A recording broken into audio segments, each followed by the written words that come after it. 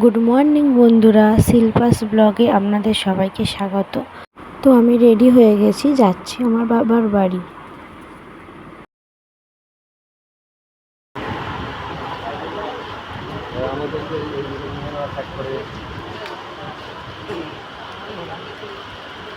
পড়ে যাবি মানু।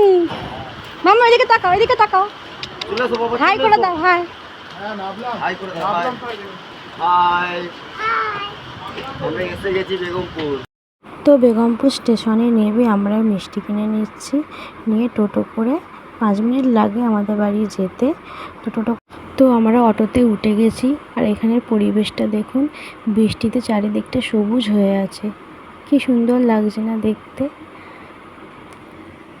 তো আজকে তো আমরা ভিজেই গেছি পুরো, আমার মাম্মামও ভিজে গেছে। তো আপনাদের কাদের কাদের বৃষ্টিতে ভিজতে ভালো লাগে আমাকে কমেন্টে জানাবেন। তো আমি এসে গেছি এখন বাড়ি। তো সকাল থেকে এত বৃষ্টি হচ্ছে না, চারিদিকটা পুরো সবুজ সবুজ লাগছে। তো এখানে দেখতে পাচ্ছ আমার মায়েদের উঠোনটাতে পুরো জল জমে গেছে বৃষ্টিতে, যে আমার মা দাঁড়িয়ে। তো আমার মেয়ে তো আগেই দৌড়ে ঢুকে গেছে বৃষ্টি পড়ছে বলে। তো আমার বোন এখন পুজো করছে, গোপালকে দুপুরে খেতে দিচ্ছে। তো তাই জন্য তখন আমি একটু দেখিয়ে দিলাম আমাদের গোপু সোনাকে, মানে আমার মায়ের গোপু সোনাকে। তো তারপর আমরা ফ্রেশ হয়ে লাঞ্চ করে নিলাম।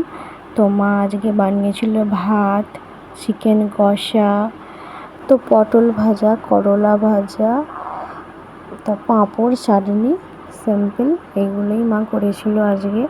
এইগুলো দিয়েই আমরা লাঞ্চ করেছিলাম আজকে। তো আমার বর খেতে বসে গেছে, ওর তো খুব খিদে পেয়ে গেছিলো। তো আমার বর খাওয়া হয়ে যেতে আমরাও খেয়ে নিয়েছিলাম। তো আমার মেয়ে বিকালবেলা ঘুম থেকে উঠে তো এখন দই খাবে বলে বায়না করেছিল, তো আমার মা ওকে দই দিয়েছে। তো বসে বসে এখন দই খাচ্ছে, আর আমার বড়মশাইও একটু দই খেয়ে নি। তো এখন হয়ে গেছে সন্ধেবেলা। তো কাল যেহেতু রাখি পূর্ণিমা, আমার বোন ও জিজুকে রাখি পরায়, তাই আমরা এখন যাচ্ছি রাখি কিনতে।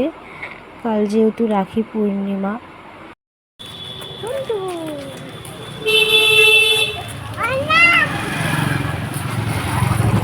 তো আমরা ফুচকার দোকানে চলে এলাম, এসে আমরা একটু ফুচকা খেয়ে নিলাম। তো আমরা এবার চলে এলাম রাখির দোকানে। তো এখান থেকে আমরা রাখি কিনে নিলাম।